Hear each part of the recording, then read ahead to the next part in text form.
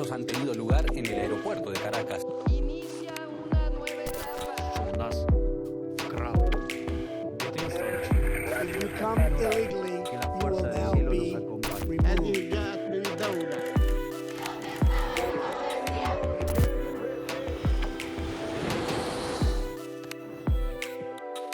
La cuarta transformación de México. Grimper le thermomètre mondial.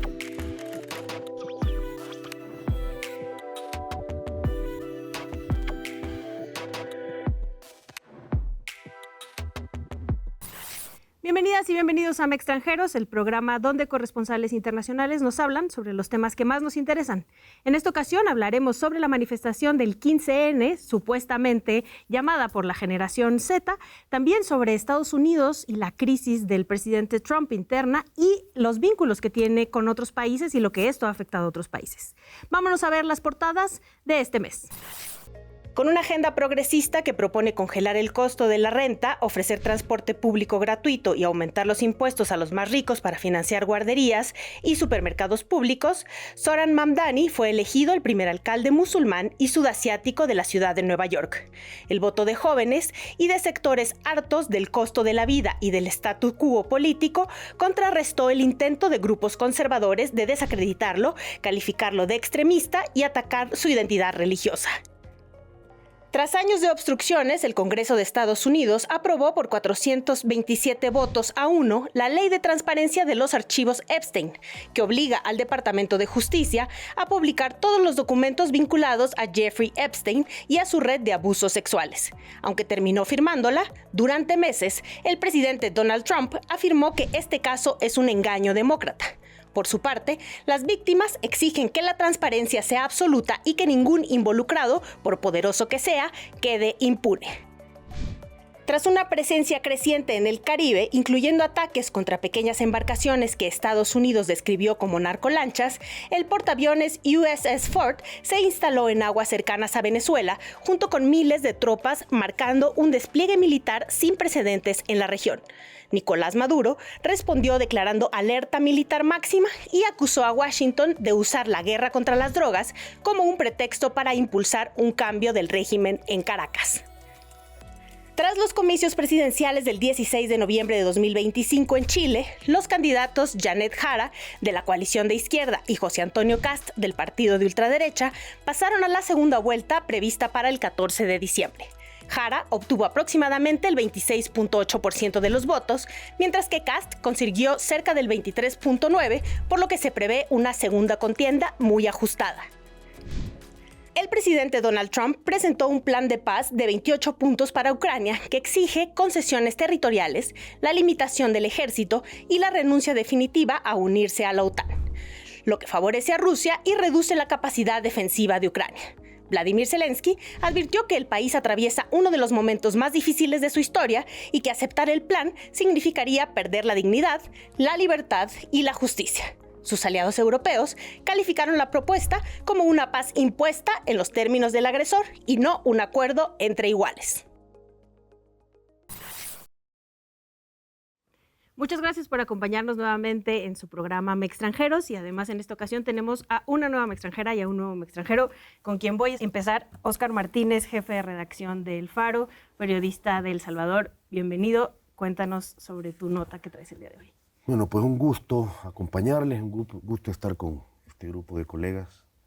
Mira, la nota pasa por algo que tiene que ver con la redacción del periódico, pero que se encaja en un contexto muy complicado de un año que hemos vivido en El Salvador. El año pasado, la nota para nosotros fue que Nayib Bukele se reeligió inconstitucionalmente, es decir, violando 4 artículos de la Constitución, fue a elecciones y se reeligió. Pensamos que este año, que es algo que ocurrió a mediados del año, la nota del Salvador para nosotros editorialmente al final de 2025 iba a ser que se había aprobado, como era previsible, la reelección indefinida, que son los pasos que muchos autócratas han tomado en América Latina a lo largo del tiempo. Pero pasó algo. Nosotros en El Faro iniciamos una revista mensual en mayo. Publicamos la primera revista el 1 de mayo. Y en esa revista publicamos una entrevista con 2 líderes pandilleros muy reconocidos del barrio 18, revolucionarios, una pandilla que este año entró en la lista de organizaciones terroristas internacionales de Estados Unidos, bajo la administración Trump. Y estos dos personajes, como nosotros ya habíamos probado antes con documentos del gobierno de Nayib Bukele, de 2020, contaron detalles de cómo durante 8 años pactaron con Bukele su ascenso político. Bukele ahora es muy popular y parece normal pensar que él ganó las elecciones, y lo ha hecho. En 2019 barrió en su primera candidatura presidencial, pero el primer paso político importante que Nayib Bukele dio lo dio en 2015, cuando llegó a la alcaldía de San Salvador. Y dentro de los detalles que nos contaban cómo habían amedrentado a sus colonias, habían retirado documentos de identidad para que nadie votara por los demás partidos. Las pandillas tienen una simbiosis enorme con sus barrios.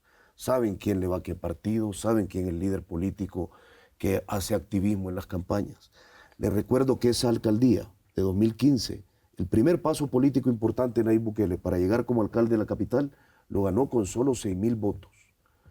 No es difícil decir que esos 6,000 votos y más se los dieron las pandillas. Eso alteró mucho a Bukele porque perdió la narrativa de aquel lugar donde él se siente amo y señor, que son las redes sociales. Nayib Bukele, todos los días en YouTube podés encontrar 100 videos hablando de él, de diferentes personas. Las entrevistas con Charlie tuvieron más de 2 millones de vistas en un país que es muy chiquito, El Salvador. Si corres muy rápido apareces en Guatemala. En ese país tuvo 2 millones de vistas del público salvadoreño. Aquello se convirtió en tendencia. Y Bukele es un hombre que detesta verse en una posición de debilidad, sobre todo en un momento en el que su relación con Donald Trump, él se vende como el acérrimo enemigo de las pandillas. Bukele reaccionó en mayo, no puedo decir que directamente por lo que publicamos, pero supongo que fue un eslabón. La primera revista no solo nos exilió a nosotros, sino que empezó con un mayo terrible, donde, por ejemplo, terminó Ruth López, quizás la más importante activista de derechos humanos de El Salvador, capturada el 18 en la noche, con alevosía y mentiras en su casa. La sacaron en pijama de la casa. Ruth sigue presa, lleva casi 200 días encarcelada, en un juicio secreto. Y con eso lanzaron un mensaje a un montón de gente: vamos por ustedes. Más de 47 periodistas dejaron el país al final de ese mes. Y después capturaron a 2 líderes ambientales. Y después de eso aprobaron la ley de agentes extranjeros, todo en un mes. Eso fue como una avalancha que se nos vino encima. La ley de agentes extranjeros, y con eso quizás termino esta nota sobre ese terrible mayo que empezó con aquella primera revista, que ahora dudo de si estuvo bueno que la sacaran. Terminó con esa ley que te impone un 30% más de impuestos a los que ya se pagan para toda actividad que hagas si el gobierno te declara agente extranjero. Es decir, es la inviabilidad financiera para cualquier ONG, medio que dependa de esos fondos. Así empezó aquel mayo, donde Bukele va a quedar registrado en la memoria de esta dictadura. Ese fue el mayo que se enfureció Bukele y que mostró lo que hace cuando se enfurece. Muchas gracias, Oscar. Justo hemos hablado en Extranjeros de mayo a la fecha de estos temas, pero es muy importante que alguien como tú y como El Faro venga a platicarnos internamente todo lo que han vivido. También una nueva extranjera nos acompaña el día de hoy, Elena San José de España, del país. Bienvenida, Elena. Cuéntanos qué nota nos traes el día de hoy. Muchas gracias, Itzel. Buenos días a todos. Es un gusto estar aquí. Yo traigo un tema de España, pero que yo creo que resuena fuera y especialmente en el contexto regional y también con lo que contaba ahora Óscar. Y es que hace unos días se cumplieron los 50 años de la muerte del dictador Francisco Franco, que, como sabéis, gobernó España casi 40 años, dejó un reguero de más de 100.000 desaparecidos. Más allá de la efeméride, a mí me parecía que era interesante traerlo a colación porque llega en un contexto de gran revisionismo histórico, no solo en España, también en otros países como Argentina, donde ese discurso llega directamente desde el poder, y que nos demuestra que ninguna victoria es definitiva, ¿no? Que siempre existe ese riesgo de retroceso en libertades y en derechos ya conquistados. Y en ese sentido, a mí me parecía muy interesante algunas cifras que nos dejó este aniversario, ¿no? Hubo un sondeo que nos hizo la casa encuestadora 40DB al periódico, que señalaba que el 24% de los jóvenes veían más interesante un gobierno autocrático, autoritario, que uno democrático en determinadas circunstancias. Habría que ver cuáles son esas circunstancias, ¿no? Pero ya en sí es una cifra muy preocupante. O sea, un cuarto de los jóvenes no cree, en determinadas circunstancias, de nuevo, que la democracia vaya a ser el sistema que les garantice un futuro mejor, ¿no? Ese porcentaje sube hasta el 40% en el caso de los votantes de Vox, que es el partido ultra español, con independencia de la edad.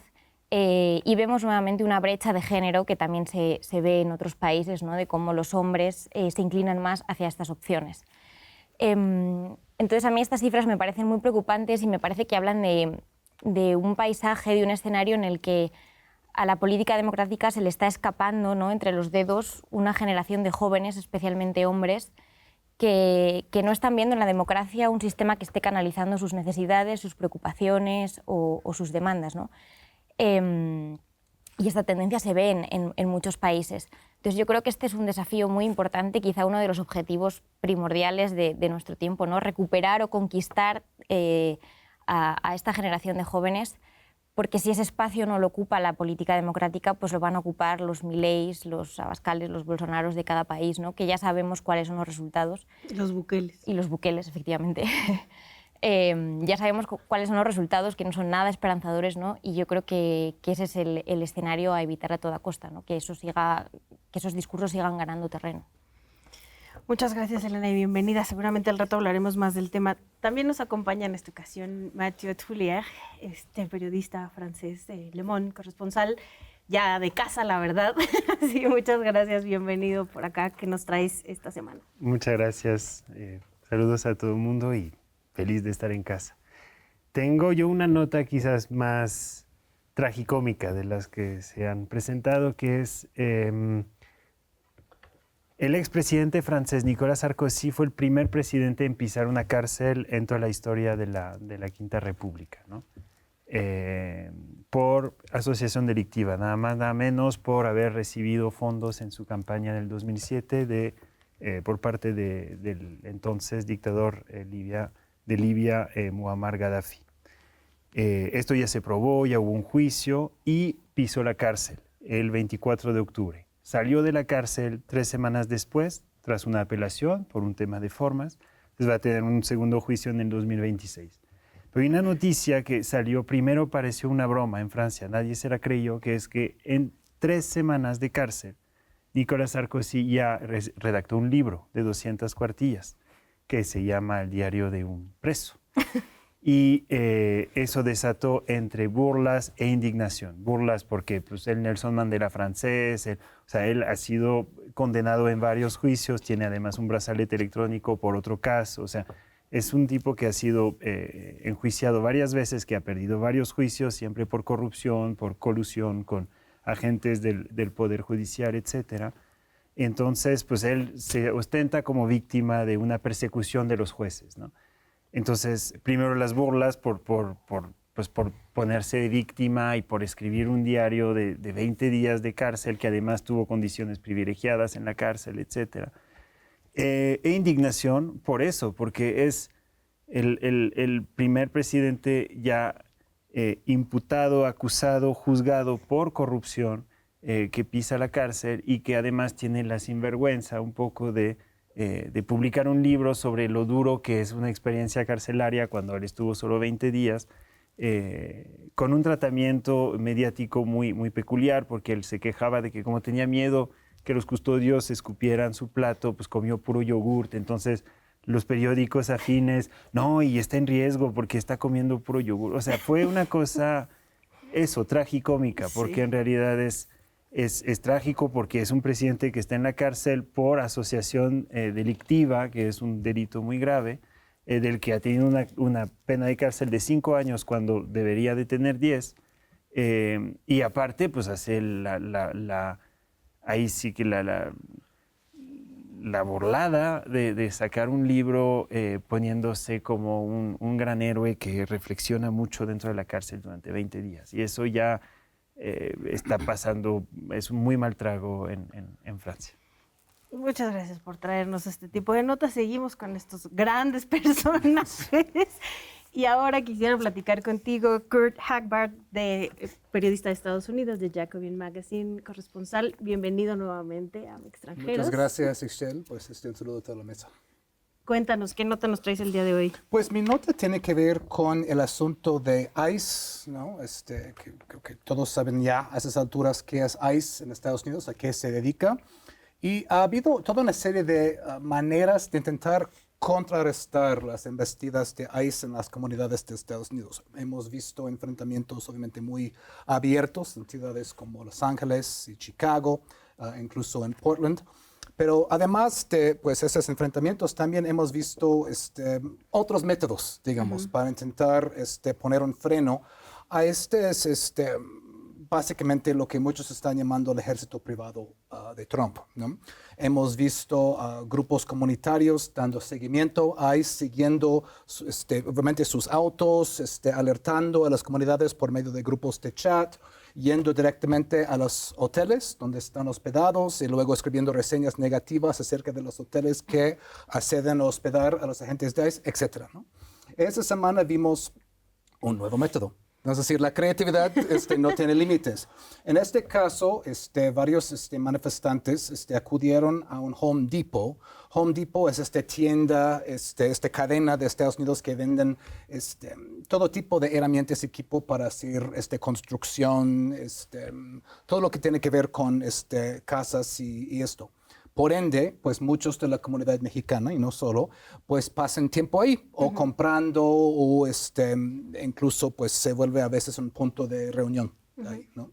Pues resulta que Home Depot se está colaborando con ICE, ¿no? Y ICE ahora, pues como parte de esto de ampliar sus redadas, ¿no? Ya están no solamente yendo a cortes, tribunales, los lugares de antes, sino están yendo a escuelas, iglesias y los Home Depot, porque bien saben que pues, es un punto de encuentro para la comunidad migrante. Entonces, con tal de protestar, colusión muy penosa por parte de Home Depot, lo que hicieron esta semana es entrar ahí, ¿no? Hacer fila para hacer el self-checkout, ¿no? Sí. ¿no? Y comprar el producto más barato que tienen en ICE, que es una espátula de 17 centavos. Todos en fila para comprar su espátula y luego devolverla. Pues no están haciendo nada ilegal, ¿no? Se llama buy-in, ¿no? Es decir, es una protesta por medio de, pues, eso de compra y de devolución, ¿no? Y ahí, pues, estorban la actividad de la tienda y ahí, pues, sin hacer nada ilegal, obviamente manifiestan su descontento hacia eso. Y yo lo veo que esto es bastante más eficaz que lo que vimos hace algunas semanas, que fueron algunas señoras más de la tercera edad haciendo baile o aerobics frente a un edificio de ICE. ¿Sí? Cada quien su manera de protestar, ¿no? Bien entendido, ¿no? Pero yo veo un poco más eficaz esto. Y esto en el contexto muy rápidamente donde hemos visto 15 muertos en custodia de ICE en este año, 15 en lo que va en el año. Más recientemente, Ismael Ayala Uribe, un mexicano de 39 años, que entró en el país cuando tenía 4 años, entró en el programa DACA, que es eso de acción diferida para los llegados, ¿no? En la infancia, pues porque llegó cuando tenía 4 años. Entró en DACA en 2012, le negaron la renovación en 2016, entonces lo agarraron ahí, fue trasladado al centro de procesamiento de Adelanto. Luego fue evaluado por un absceso, le recetaron medicamentos, básicamente lo dejaron a la deriva como a tantas personas y en la madrugada del 22 de septiembre lo declararon no responde y le dieron por muerto a las 2:32 de la mañana. Entonces, pues esos son nombres que no podemos ni debemos olvidar. Ismael Ayala Uribe y los 14 más muertos en custodia de ICE en este año. Muchas gracias, Kurt, por traer a la mesa que además las personas tienen nombre y apellido y no debemos olvidarnos. Nos tenemos que ir rápidamente a un corte. Vamos a volver con lo que ha pasado este mes en México, especialmente con la marcha del 15, ¿no? Nos platicarán acá también qué está pasando en México. Así que vámonos rápidamente a un corte y regresamos.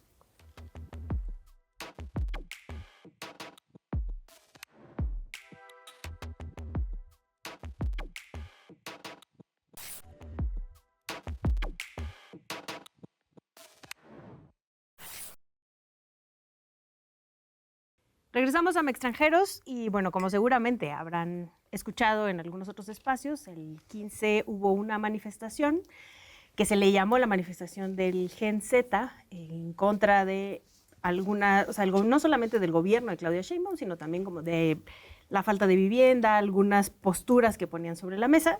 Y me gustaría, Mathieu, que nos hablaras un poco más sobre esta manifestación, pero también como cómo se ha movido, digamos, como políticamente este espacio.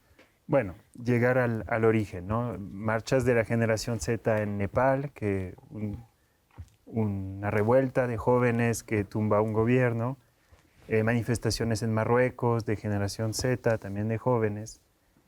Y acá, casualmente, un surgimiento de una generación Z, que son cuentas anónimas en redes sociales, en el marco del pleito de Ricardo Salinas Pliego con el gobierno federal. El tema surge y TV Azteca empieza a dar un seguimiento muy importante a lo que parecería ser un movimiento social espontáneo y eso. Entonces esto ya de entrada estaba extraño.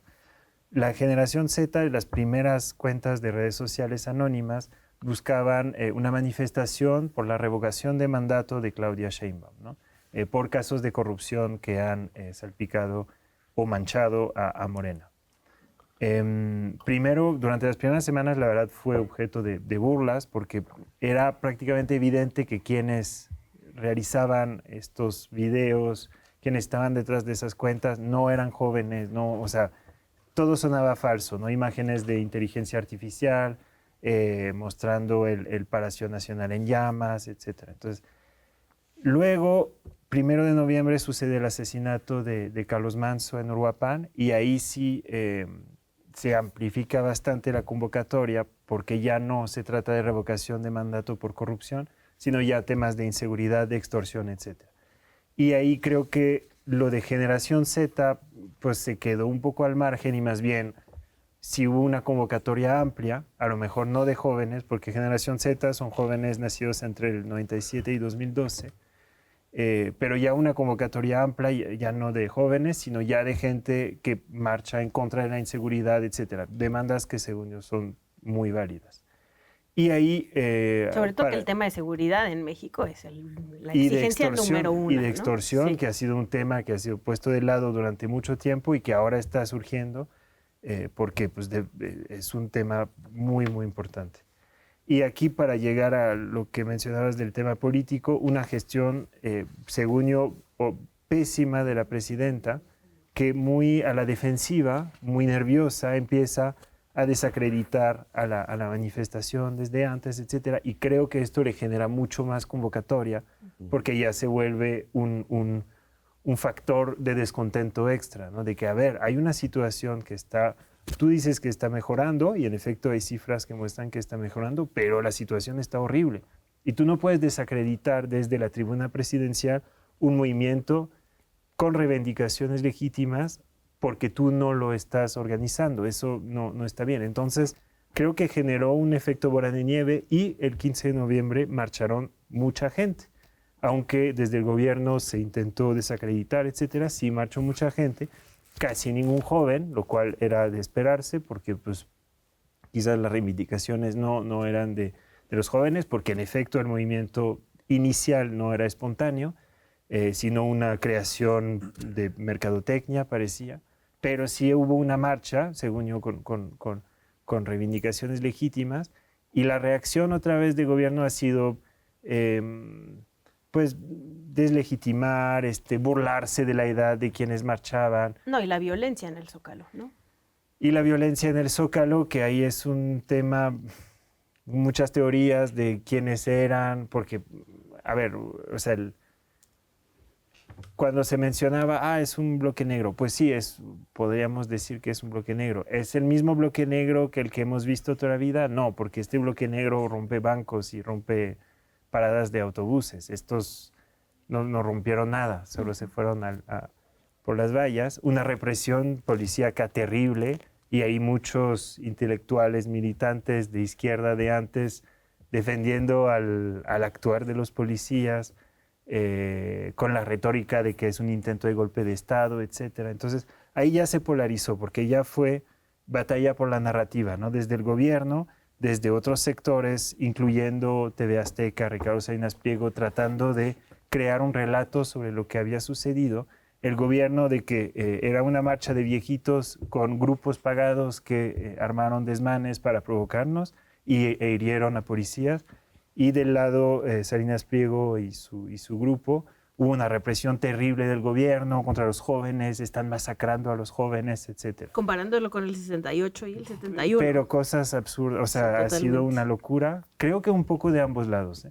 Entonces, pues se pierde un poco el mensaje de por qué hay tanta gente que ha salido, pues también, o sea, sí sectores de oposición, pero también gente pues marchando por temas legítimos. O sea, el tema de la extorsión creo que sí es legítimo, tema de desapariciones, y el que no esté organizado por sectores afines a Morena, yo creo que no debería de quitarle pues la relevancia de las reivindicaciones. Ahora, que se politizó demasiado por la narrativa, no por las reivindicaciones, esto ya es un poco lo que está sucediendo en México desde hace una década. Sí, justo yo creo que todo lo que apuntas señala al final la complejidad de este escenario, ¿no? Que hay una base de malestar social muy fuerte y muy claro y muy legítimo, ¿no? O sea, fundado, que tiene la patita de la inseguridad y la patita de la corrupción. Y yo creo que en esta segunda pata es importante diferenciar entre Morena y el gobierno de Sheinbaum, ¿no? Porque se habla mucho del respaldo social que tiene Sheinbaum, que es cierto, ¿no? O sea, hay unos índices de popularidad apabullantes, pero Morena se va hundiendo cada vez más en las encuestas, ¿no? Y va agrandando esa distancia entre la presidenta y el partido, que es visto por un sector de la población como la nueva cara de la corrupción, ¿no? En un país donde la corrupción es casi endémica. Y además en un momento de cierta concentración de poder, ¿no? Porque Morena tiene el Ejecutivo, el Legislativo, parcialmente el Judicial, en el sentido de que los juzgadores que han salido de las urnas aparecían en los acordeones distribuidos por el partido y luego la gran mayoría de gobernaturas, ¿no? Entonces, esa es una gran base, ¿no?, de malestar social que yo, como apuntabas, creo que el gobierno no debería minimizar ni desacreditar, porque además no va a bajar. O sea, en el mejor de los casos se queda donde está y en el peor pues va a seguir creciendo, ¿no? Y a partir de ahí se van sumando como muchas capas, ¿no? Se suma la capa de la oposición política, ¿no?, que evidentemente trata de capitalizar estas marchas. Se suma la capa de los oportunistas locales, ¿no?, que ahí aparece Ricardo Salinas Pliego como para mí el gran ganador de este escenario. Y una última capa de oportunistas internacionales, ¿no?, que van desde el presidente de Estados Unidos, Donald Trump, ¿no?, que ya ese mismo fin de semana apuntaba que había visto lo que pasaba, ¿no?, y decía, hay graves problemas allá, ¿no? O sea, a él le interesa mucho esas marchas y en qué resulten. Y también pues, los voceros de la extrema derecha de distintos países occidentales, ¿no?, desde Argentina, pues nuevamente Estados Unidos, España. Entonces, claro, todo eso deja un mosaico como muy difícil de gestionar y yo creo que ahí el gobierno debe separar el grano de la paja, ¿no? Okay, hay actores que están intentando aprovechar esto, pero también hay un malestar que es fundado y que parte de una situación objetiva, ¿no?, de una inseguridad y de una corrupción que no se logran atajar, ¿no?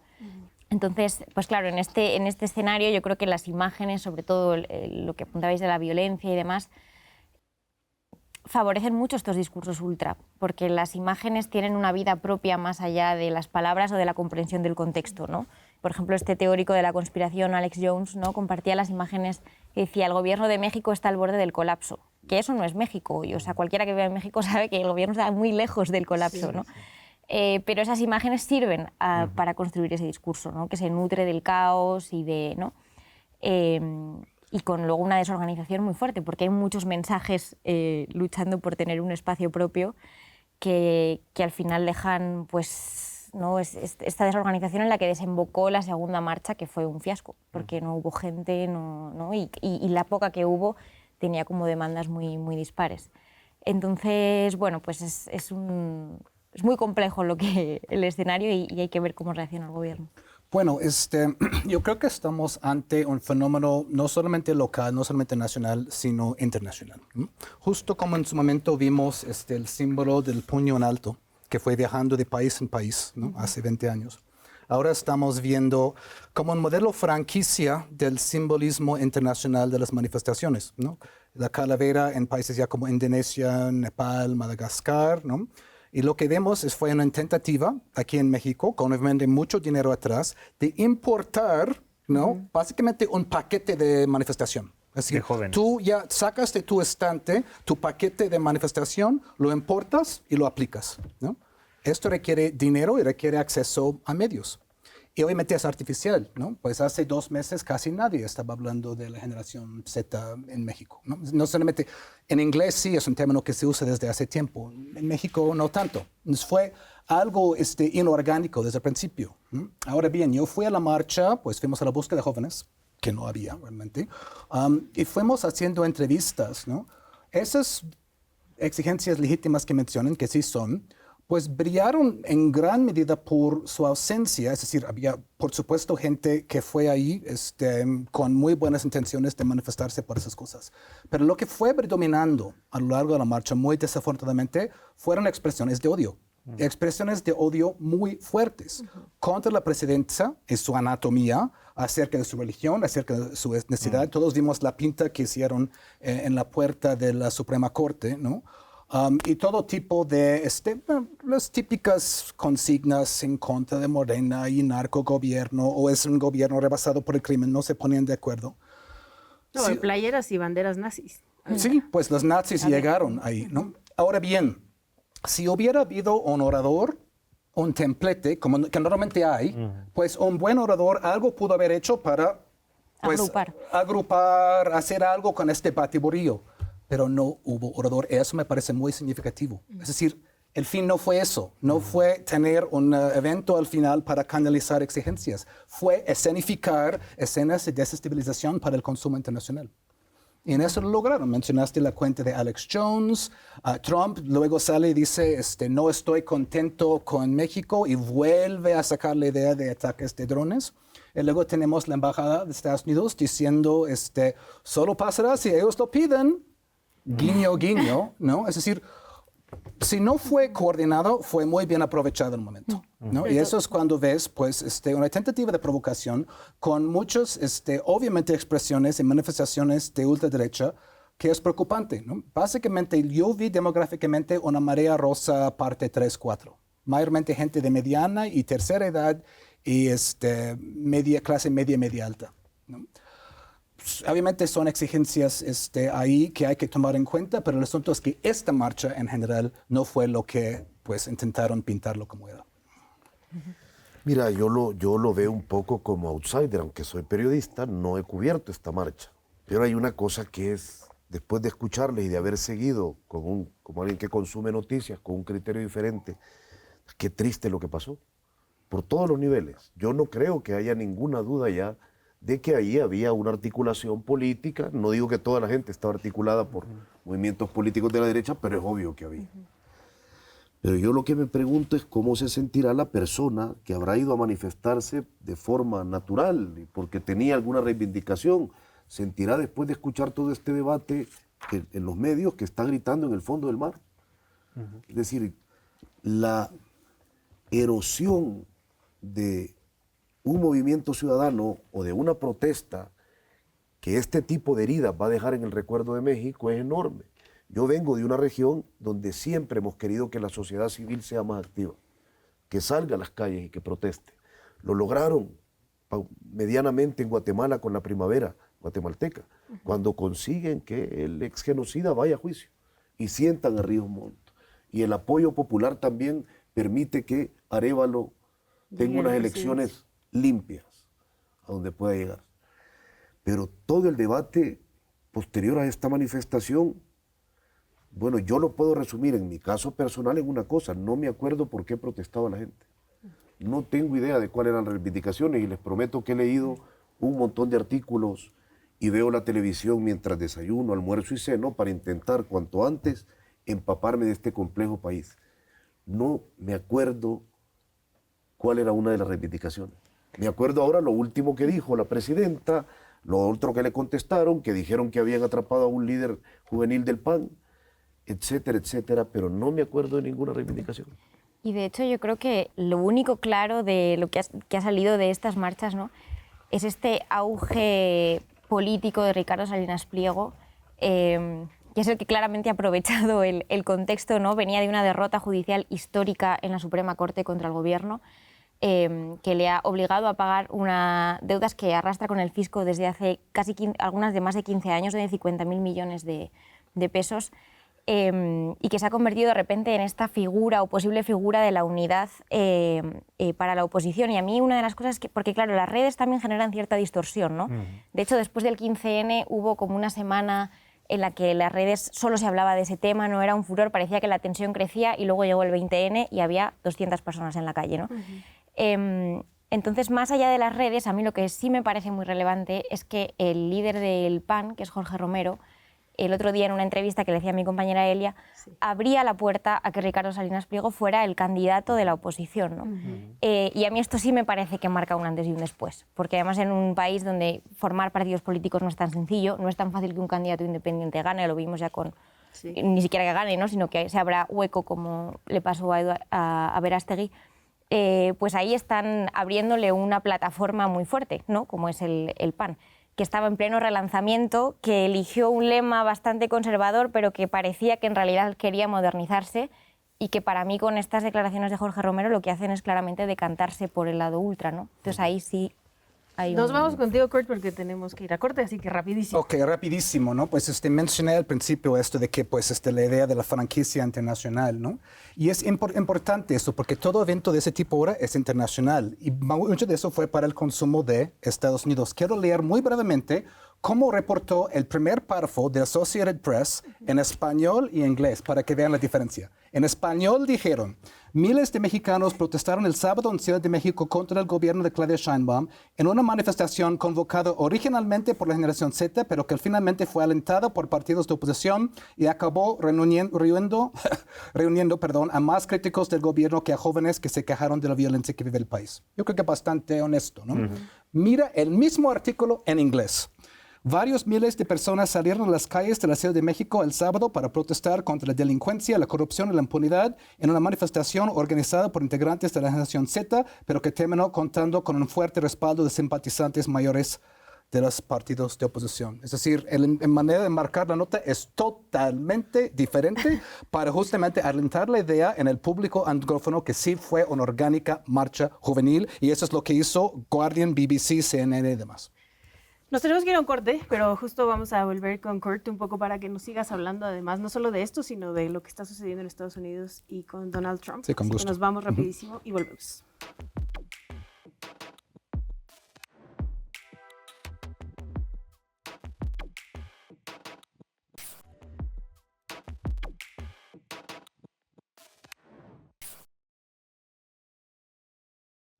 Continuamos en Extranjeros y como les prometimos, ahora nos vamos a mover un poco para Estados Unidos, pero también con muchísimos vínculos con México y lo que está sucediendo sobre todo con los connacionales en Estados Unidos.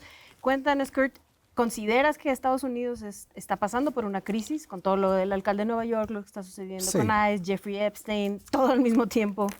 Sí, yo creo que no es exageración ese término, pero nada más para terminar con el otro. ¿No es interesante cómo toman la misma idéntica nota en español y inglés y nada más para cierto consumo de cierto público, ¿no? Sí, y eso es Associated Press y muchos medios lo hacen, ¿no?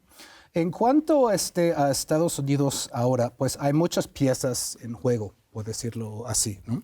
Trump entró en su segundo mandato con esta idea de que iba a hacer todo en su segundo periodo que no hizo en su primero, en el plano económico, en el plano político, obviamente en el plano de política exterior. Y ahora está viendo, ya cerrando su primer año, una serie de reveses muy fuertes, ¿no? Primero, el asunto de aranceles, que iba a aplicar aranceles a medio mundo y se está echando por atrás, ¿no? Ahora el tema de aranceles contra México, pues un poco se perdió y que está muy bien, ¿no? Es decir, la presidenta logró aplazar el tema tantas veces que ahora el efecto de las aranceles en Estados Unidos se está resintiendo, ¿no? Creo que es un 85% en la encuesta reciente de Estados Unidos dicen que el precio de su súper, el precio de sus alimentos están subiendo, y un 71% echan la culpa a los aranceles. Entonces, eso por un lado, ¿no? Por otro lado, vemos el tema de Trump y el asunto Epstein, que hay que mencionarlo, ¿no? Los archivos de Jeffrey Epstein, ¿no? Que ahora resulta también que fue fuertemente vinculado con Israel. Muy pocos medios en Estados Unidos están reportando sobre esta parte y se están enfocando más en el asunto de la pedofilia y su isla ahí. Finalmente Trump estaba ahí en contra de que se liberara los archivos y ya, pues perdió esa batalla y ahora pues el Congreso votó porque se liberaran. Ahora vamos a ver pues ¿Qué dicen? qué dice. Archivos? Bueno, y pues qué van a quitar de ahí, ¿no? Por cuestiones de seguridad nacional. Esto queda ahí en entredicho, ¿no? El asunto también tiene que ver con la idea de la política exterior. Lo que vemos con Trump es una tentativa de repliegue hacia donde Estados Unidos pues considera su zona natural de influencia y quiere decir pues poner a Europa occidental bajo su pulgar, lo cual desafortunadamente lo está haciendo muy exitosamente, y volver a poner la mira en América Latina, ¿no? Y ahí vemos a Trump pues amenazando un día a México, el otro día a Venezuela, el otro día a Colombia, el otro día pues a dónde más, Chicago, Portland, Los Ángeles, pues es decir, tiene déficit de atención ahí. Pero ahora vemos pues el asunto de los bombardeos extrajudiciales de las lanchas que empezaron en el Caribe y ahora se han extendido al Pacífico, ¿no? Se han acelerado, hemos visto hasta ahora 80 muertos. Y es interesante y triste y trágico que de los pocos sobrevivientes no están siendo procesados por terrorismo, están siendo devueltos a sus países. ¿No que muy terroristas? Sí. Y el asunto ahora es que justo en esa semana vimos que una serie de 6 senadores demócratas pues sacaron un video diciendo a las Fuerzas Armadas que no están bajo ninguna obligación de obedecer un orden ilegal. Y ahí el secretario de Defensa, Pete Hegseth, ¿no? Dijo que es sedición, los llamaron los 6 sediciosos ahí. Y Trump empezó a decir básicamente que deben ser ejecutados, ¿no? Que deben ser colgados, ¿no? Como traidores, ¿no? Incluso en Truth Social, Rey posteando tweets en ese sentido, ¿no? Y ahora ha llegado al grado en que, además de decir que quieren colgar a senadores en funciones, parte de esto es un show con Trump, ¿no? Siempre hay el elemento de show, espectáculo, pero no deja por eso de ser incitación en un país que ha visto tantos atentados en meses y años recientes, ¿no? Incluso, pues, legisladores del estado de Minnesota, uno de los cuales falleció, el asunto, obviamente, del comunicador YouTube, ¿no? Charlie Kirk, ¿no? De ultraderecha, y varios casos más, ¿no? Entonces, no deja de eso ser incitación también con lo del 6 de enero atrás. Y nada más para un poco cerrar el asunto, el secretario de Guerra, Pete Hegseth, ahora está diciendo que quieren volver a llamar a un senador, Mark Kelly, volver a llamarlo al servicio activo, porque es veterano de las Fuerzas Armadas, con tal de hacerle juicio militar. Es decir, tomar a un senador en funciones y volver a llamarlo a funciones para básicamente enjuiciarlo por sedición, ¿no? Y estamos hablando de alguien que es veterano de guerra, también astronauta, alguien que pues goza de popularidad en el país. Ahora vemos como que parece que esta banda ahí en la Casa Blanca no conoce límites, ¿no? Y están ahí por todos lados. Y sería interesante, Estados Unidos siendo un país finalmente muy puritano, se va a hacer lo de Epstein, que termina siendo su acabose. Vamos a ver. ¿Cómo ves el panorama en Estados Unidos?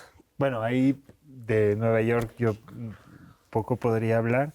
Más bien en el tema del intervencionismo, quizás recalcar lo que pasó en Argentina hace poco, ¿no? De que Javier Milei en realidad estaba pasando por una crisis política, de pérdida de apoyos y con un riesgo fuerte de perder las elecciones legislativas, creo que eran legislativas. Y el gobierno de Trump anunció públicamente de que el paquete de ayuda económica que llegaría a Argentina dependería de que ganara el partido de Javier Milei, ¿no? Y terminó ganando. Y eso creo que no es un factor menor porque, pues en efecto, Argentina parece que necesita de estos fondos para su estabilidad, ¿no?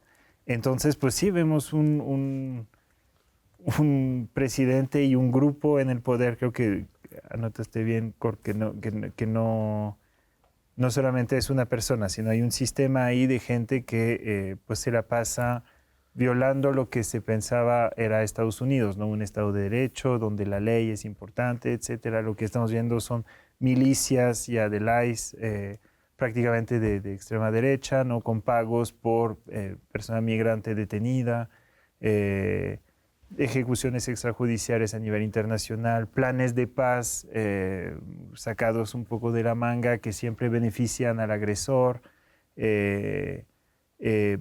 corrupción, o sea, casos de Emiratos que regala un avión a Donald Trump. O sea, parece, hace poco leí una nota de que una delegación de Suiza se ganó una buena imagen con Trump regándole lingotes de oro y un reloj. O sea, recuerdo cuando el primer mandato de Donald Trump, cuando fue electo, un medio de Estados Unidos dijo el primer presidente latinoamericano de Estados Unidos, ¿no? Porque precisamente es una forma de manejarse como caudillo, como de tener todo un país pues en poder de un individuo, ¿no? Y jugar con las leyes y jugar con todo, y que al fin de cuentas no haya consecuencias reales, ¿no? O sea, al parecer ahora sí le va a pegar el tema de la inflación, etcétera, pero por el momento está jugando con todas las leyes, está pisoteando todo lo que se supone hace Estados Unidos, que la ley y que el Estado de Derecho y que las instituciones, y las está pisoteando, y hasta el momento de manera impune, pues tanto al interior como al internacional. Ya todo el mundo se está alineando, todo el mundo sabe que no hay que molestar a Trump porque vienen represalias. Entonces, pues sí, es preocupante porque sigue siendo el centro financiero más importante del mundo, sigue siendo un poder militar sin comparación, sigue siendo una potencia, y para México más todavía, pues, primer socio comercial.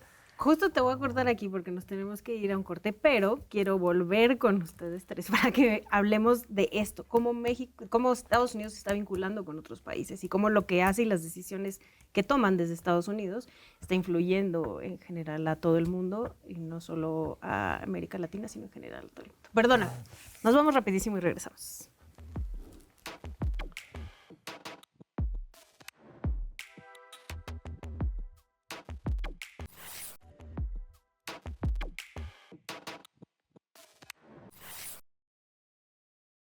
Continuamos en Extranjeros, y como no quiero quitar ni un minuto del análisis, Óscar Martínez, háblanos un poco sobre esta relación de Estados Unidos con el mundo. Mira, yo vengo del país El Salvador, que ha sido usado como el país símbolo para aterrorizar a gran parte de la población migrante. Lo de Bukele y Trump, no sé si es un intercambio o un uso político de Trump. Yo creo que lo describe muy bien la escena de cuando Bukele lo visita en la Casa Blanca. La transmisión de la Casa Blanca dura 42 minutos con 57 segundos. Bukele solo habla como 3 minutos y responde a las preguntas de Trump. Trump ha usado a Bukele en diferentes etapas, pero la última creo que es la más importante. En la convención republicana antes de las elecciones, Trump dijo que Bukele le estaba enviando a todos sus prisioneros y que por eso había pacificado El Salvador. Y Bukele contestó con un muy humilde y muy raro en su caso, taking the high road, que era como diciendo en un plano más alto. Claro, con los demás presidentes se ha ensarzado con Petro, con Boric, ha insultado a políticos de todas partes del mundo, incluido, por ejemplo, la vicepresidenta estadounidense Kamala Harris. Pero el símbolo que ocupó para enviar un mensaje de terror absoluto fue el Secot, la cárcel de Bukele. Cuando vimos llegar esos venezolanos, 223 supuestos criminales que no tenían antecedentes, y a 11 salvadoreños, entonces entendimos lo que Bukele le había dado a Trump. Ya no siguen llegando más. Trump, al parecer, también tiene buenas dotes de publicista, como Bukele las tiene. Bukele dirigió una empresa de publicidad. La imagen de unos presos llegando, hincados, siendo arrastrados y rapados en una cárcel llena de hombres tatuados que parece que han preparado su plástica para lucir como los malos de la película, es algo que en Estados Unidos, ahora que he estado constantemente en New Jersey, en Nueva York, en Los Ángeles, es evidente que esa imagen caló. Nadie quiere acabar deportado en una cárcel como el Secot. Yo creo que lo que le ha dado El Salvador a Bukele ahora mismo ha sido eso. Y esto te demuestra, y ahí termino, lo peligroso que es una simbiosis entre dos hombres que están dispuestos a respetar el debido proceso y la división de poderes. Cuando esos venezolanos iban en el aire y un juez decreta que no podían ir en el aire, la respuesta de un hombre que se siente a la sombra de Trump como Bukele fue publicar "Upsi, too late", "Upsi, demasiado tarde". Esa fue la respuesta en sus redes sociales de Bukele a un juez federal estadounidense. Ese es el peligro de que dos hombres así se conozcan. Sí, un poco lo que comentaban mis colegas, yo creo que aquí lo que queda es que al final la política exterior no es solo exterior, ni la política interior es solo interior, ¿no? Todo está hecho para consumo interno y externo al tiempo. Cort mencionaba antes, ¿no? Este paraguas del terrorismo, ¿no? para estos ataques extrajudiciales, ¿no? en las narcolanchas, que en el fondo tienen un doble sentido, ¿no? Por un lado, justificar narrativamente, ¿no? las actuaciones cada vez más agresivas en el continente, y por otro lado, dotarse de armas legales, ¿no? para poder actuar. Y todo ello, al final, en lo que desemboca es en una política de chantaje, ¿no? con el resto de países, que es muy claro y muy fuerte con Petro o con Maduro, pero que ni siquiera Sheinbaum, ¿no? que lo ha llevado con un temple bastante fuerte, se libra, ¿no? Siempre pende sobre la cabeza de México. Y al final, ¿no? lo que queda es este escenario de régimen de terror interno, ¿no? que no deja ningún espacio libre a la persecución, ¿no? Mencionabas lo del Home Depot al principio, o sea, es la humillación, es la crueldad, es todo el CECOT, ¿no? Y luego el chantaje hacia afuera, que al final pues es lo que pasa cuando el fuerte decide saltarse todas las normas, ¿no? Que deja a los demás un poco acorralados y con poco margen para actuar frente a ello.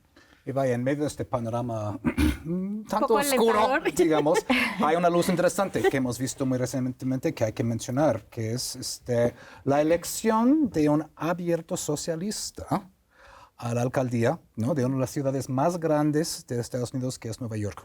Y es interesante que, pues, obviamente estoy hablando de Zohran Mamdani.